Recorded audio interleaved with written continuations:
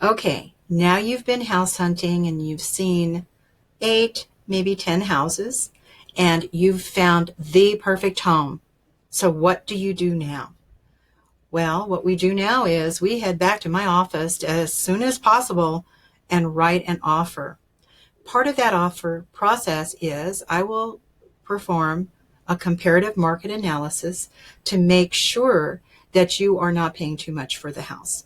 I will also call the listing agent to see if there's any advantages that I can learn from that listing agent that will help you in structuring your offer to make sure that it's the one chosen in a multiple offer situation.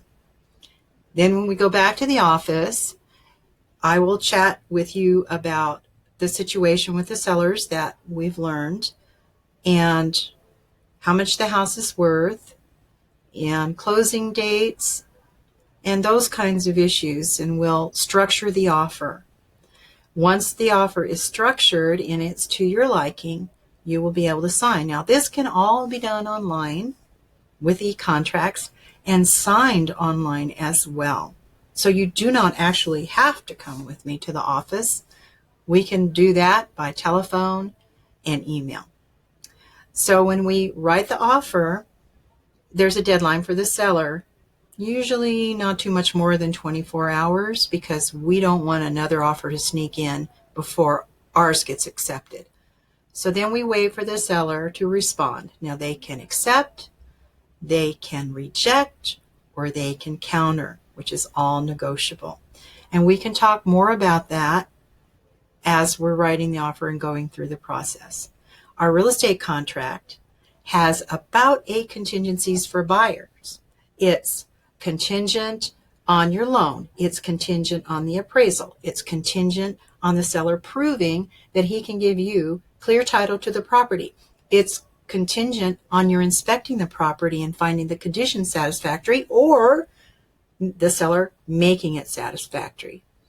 So there's also conditions on HOAs being acceptable and on the covenants being acceptable. So more protection for you, the buyer, than it is for the seller. It's ironclad for the seller. Once he accepts it, he really can't get out of it unless you default. And I will show you the protections in the contract that are going to protect your earnest money. And when I structure an offer for you, the earnest money is not due until after the seller accepts. So you're not even writing a check when we turn the offer in.